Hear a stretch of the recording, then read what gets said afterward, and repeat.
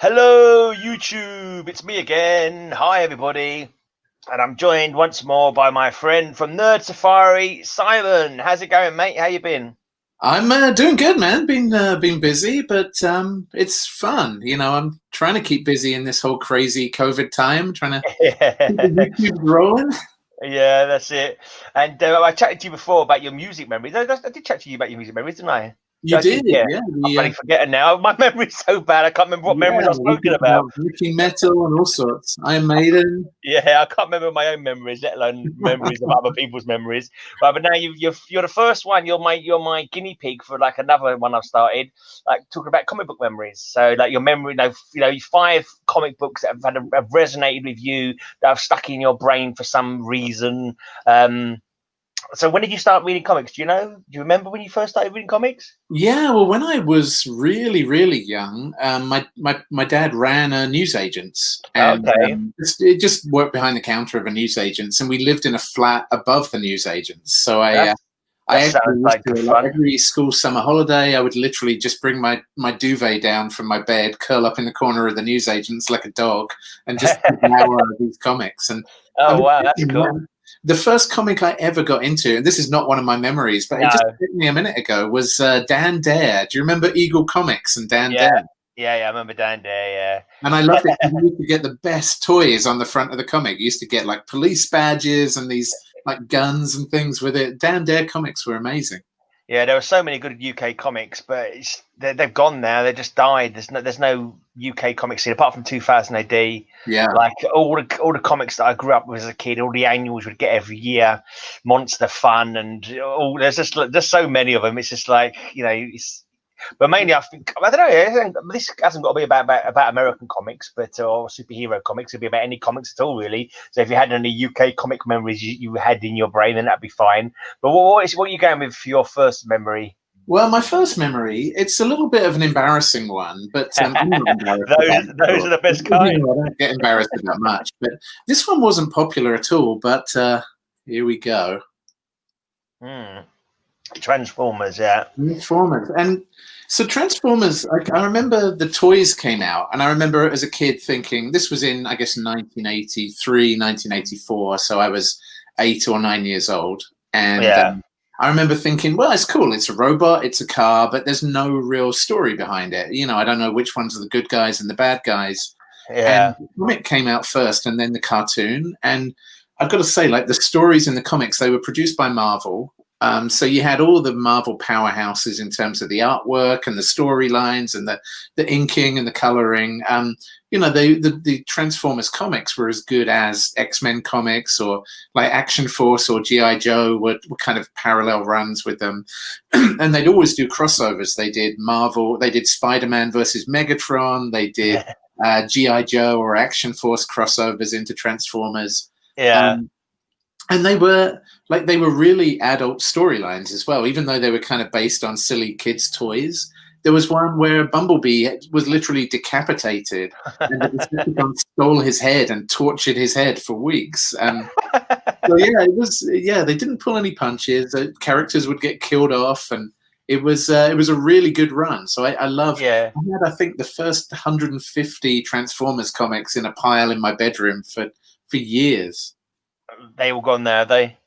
They do, yeah. I mean, Yeah. sadly, I went through a point where, with the house we were living in was actually repossessed, and Oh, all of my comics were in there, and they just went to the bailiffs, I guess. oh, So you're joking. yeah, that lot was gone. Oh man, that's a whole other story, surely. Yeah, and that's why I'm buying these old collections of the old comics to try to fill that void. I don't know if I ever bought any like toy related comics, but Rom was quite good. I didn't even realize Rom was even toy related because I never saw the Rom toy, and I think it like died off about a year, but the comics went on for about 10 years or something. It was quite Yeah. something weird like that. And I never read the Micronauts much, but I remember someone else has said that the Micronauts, I think it was Marvel, was like really good. One of the best comics that came out for quite a while when it was published, but it's not one that I ever sort of followed at all. But that was kind of the earliest toys that I bought. I don't think had comic books or cartoons related to them. I remember I had a toy called Mutant and Cyborg. They're probably before your time. No one seems to remember. Whenever I mention Mutant and Cyborg to people, it's just like blank stares, like as if I imagined it. Anyway, so what's next on your memory lane? Well, you done them chronologically, or just and this is more of a horror comic, actually. So this is much more fitting for October, and is definitely The Walking Dead. And this is another one that I've read literally issue 1 to 150 of. I've started to lose my interest a little bit around 150, but what struck me, like the first couple of Walking Dead issues, the artwork was a little bit amateurish, I would say. It didn't, it kind of lacked some of the personality in some of the characters, but they replaced one of the lead artists a few episodes in. Right. And what really struck me about The Walking Dead was how emotionally invested you get with the characters in the comics, and then just the most horrifying things that happen to them. And there's no mercy, was there? No, and just how they just push the boundaries every single time. And there's one that sticks with me most of all, that I literally cried when I was on a packed commuter train into New York. And if you watch the TV shows, there's a character called Michonne, and I don't think this is spoilers as it goes back years and years now, but she's a really strong black female character. And in the comics, there's a character called the Governor who essentially kidnaps and rapes her. And there was such an outcry from even fans of the comic about, you can't do this in a comic, it's completely unacceptable. And especially the fact that she was a black woman as well, being raped by a white guy, just horrifying to see. Yeah. But the revenge that she gets on this guy, I've never seen in any movie or book, and it was just next level. And to the point where I can't even describe it. It would probably make me sick. But if you ever want to see true horror in comics, Michonne's revenge in the comics on the Governor is next level horror comic writing. It balances out the horrifying things that happen to her. She kind of takes it to the next step with him. Man, that comic. I can't remember now. I need to go back and read that again. I've forgotten what happened. I remember that. But have you got the actual comic books, or have you got them all in trades? I was actually reading most of those digitally. I was using the Comixology app at the time, and you could get Walking Dead included. And finding I could read, like in a half-hour train journey, I could read 2 or 3 issues, and just for the amount of money to buy every issue, it was crazy. But if you've forgotten, I guess let me say he ended up losing an eye. And the thing that she scooped his eye out with was, first of all, placed somewhere not at all sanitary. If you can think of the worst place you want a spoon stuck before it goes into your eye socket. Ouch. Yeah, where the sun don't shine. That was brutal. I mean, I've got them all in trades. I kind of stopped after. I've got about 15 books or so in trade, I think. And I kind of just haven't got around to buying them again recently. I've not really bought many trades at all of late, but there's a few trades I like, and I think you kind of, I don't know. It's like you keep thinking they're going to run out of ideas or something, and so they keep bringing in more stuff, and I mean, like you get kind of annulled to the fact that people are going to die. You just don't think, there's no point like feeling it. When they killed off what's his face, the Asian guy, I can't remember his name. Oh yeah, I was like, whoa. It was like, wow, and he was like one of the best characters, one of the favorite characters. Yeah. What I loved about it though was if you're reading the comics and you're watching the TV show, they kind of parallel, but different people survive in each. And you think you know what's going to happen to characters, and it doesn't quite happen, and they kind of mess with you on the TV show. It's what would you like being a fan of both? I'm not quite up with the TV show either, actually, but eventually I might do. There's just so much TV and to watch now. It's like lose track of it all. I'm not even sure what they're on, what series they're on. The last one I saw, they had the tiger in it. I remember the tiger. I can't remember now. I've seen the Silent One guys as well. They dress up in zombie skin. Yeah, something like that. You're not far behind. They literally just had the kind of big finale of that Whisperer War. So right, okay. No spoilers. Right. Okay, so what's your next comic-related memory? Well, my next one, I'm not the biggest DC fan, but I Right. am a big Kevin Smith fan. And Okay, yeah. yeah, you know, this book, well, Kevin Smith did two Batman books. He was supposed to do a trilogy. Was it the Which widening Gaia, wasn't it? sorry? The Widening widening Gyre, giant? yeah, Yeah, exactly. yeah. That And was he got so much hate for the second one, that Widening Gaia, that he ended up not being asked to come back and do a third uh, one. But, I guess I've been lucky enough to meet him a couple of times, and he's a cool yeah. guy. But also, the guy who did the artwork of these comics, Walt Flanagan, was just a guy who worked behind the counter in a comic shop in New Jersey that we'd been to, and I just love the fact that it's kind of a guy from New Jersey has got his childhood friends together because they loved comics, and he's Yeah. had a crack at writing a Batman comic and got his mates to come along and do the artwork. I thought the art was pretty good on that. I thought the art was Yeah, good. I was really impressed with the artwork, and I said I, the biggest controversy I remember hearing about was when Batman kind of wet himself a bit when he set an explosive a bit too low, and people were uproaring about that, weren't they? I thought that was a good touch, to be honest. I thought, yeah, that makes sense. You know, yeah, he's new in the bloody world job. He hasn't quite got, you know.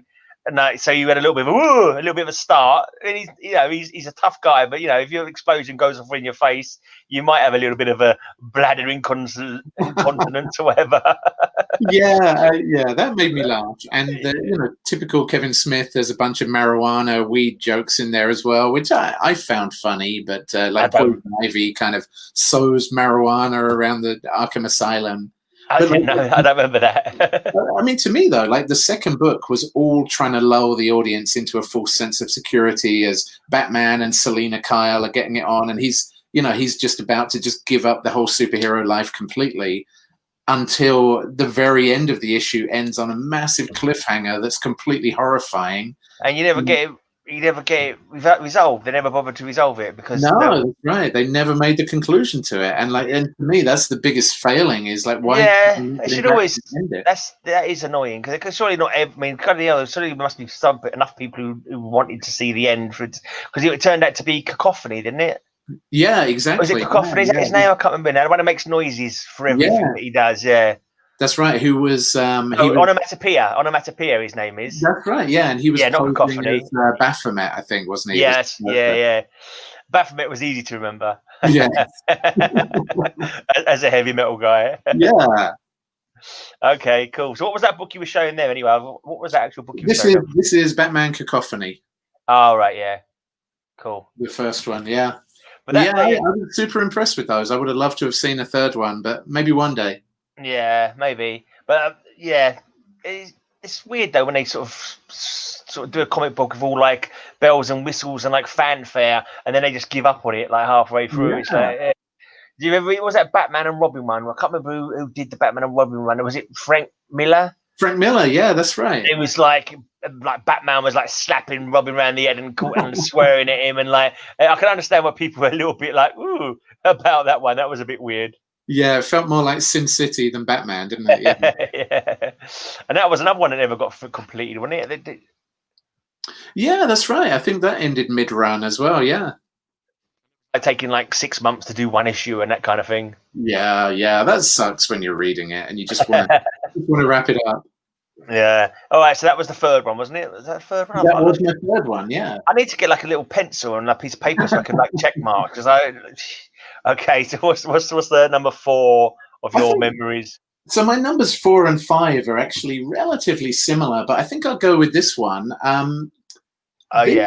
Yeah, so this is an old Japanese comic, Wolf and Cub, by Kazuo Koike. And the reason I got into it, this is just Omnibus 1, which, as you can see, is really, really fat. And the reason I got into it was I heard that The Mandalorian on the new Star Wars show is based on Lone Wolf and Cub.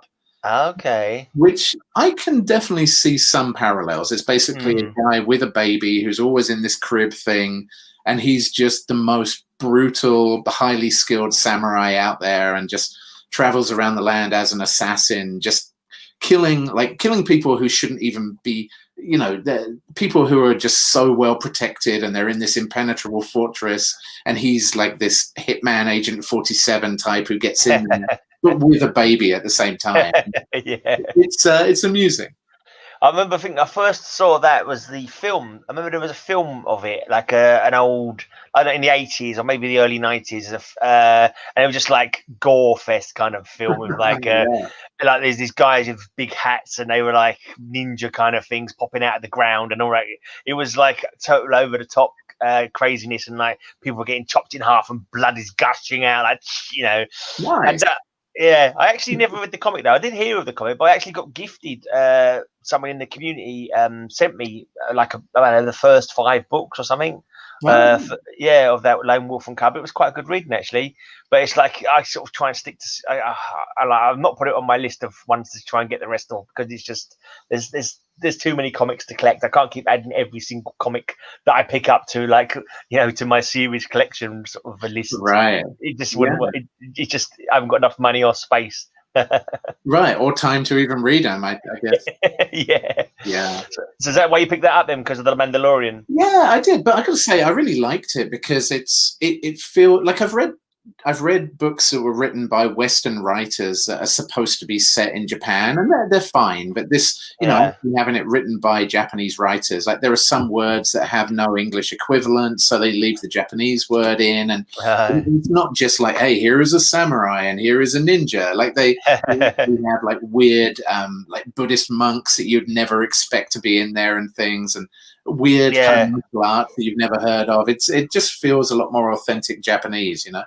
Yeah, there are a lot of different kind of like roles and statuses and that kind of thing in the culture, didn't they? Like Ronin wouldn't be something that we knew in you know, in with the Western world until like came into the comic books kind of thing, I suppose. Exactly. Yeah. It's a good read, but I've got to say, like after one, like I've just read Omnibus 1 of this thing. And there's only so many stories I want to read where it's completely impossible to assassinate this person, and then the guy does it. And like, you can always guess that by the end of it, he's going to have killed him. And it's always going to be somebody who pretty much deserved it to make you feel better about it. So it might end up getting a bit formulaic, and I guess, right, down the run kind of thing. Yeah. So you said number 5 was similar to number 4? Yeah, so number 5 is similar, but it's probably one of those ones. So this is called 5 Ronin by Marvel, which sets Wolverine and a bunch of others like the Punisher. It's got Deadpool in there as well, and a bunch of Marvel superheroes set in medieval Japan, living through Japanese mythology. Which is really interesting, and you know, I won't spoil it for anyone, but there are characters who are kind of like a drunken monk, but are actually a Marvel superhero, and these characters are on kind of parallel paths. So it tells the 5 stories of these superheroes in Japanese medieval times, as they're kind of just going on this adventure and eventually kind of coming together at the end. And it's actually just a really good yarn if you enjoy, you know, kind of comic wrap up within like a dozen episodes. Okay, cool. That's it then. That's all 5 of your 5 memories. 20 minutes. That's good enough. That's cool. So cheers for sharing your memories of some of your comic in your collection with us. And no worries. I could have talked all day about Marvel Civil War or the Dark Phoenix saga or all the obvious ones, but I tried to pick things a little bit more different that people might have heard of before. But they are quite good when they sort of invent like Elseworlds and like that kind of stuff. You know, alternate dimension like versions of the superhero cast. They always pretty good fun. But cool. Anyway, I won't drag it on because I've got only got so much time left on my StreamYard for this month. No worries. Thanks for having me on. No worries. You got anything coming up on your channel you want to tell people about? Oh, a bunch. So we got some fun drunk trailer ambushes that have just come out. We've got Fat Man, the new Mel Gibson gritty Santa Claus movie. That look weird. It really does look weird. We've got a movie coming out tomorrow that looks pretty awesome about an all-female spy squad called the 355. That's we've got a real A-list cast behind it as well. So, and most of all, just my wife and I being drunk and stupid on videos. So if you like drunk, stupid people, then Nerd Safari is probably a good place to be. Okay, cheers for tuning in, mate, and talk to you soon, hopefully. Yeah, thanks for having me, man. Thanks everyone for watching. See you all later. See you. Bye.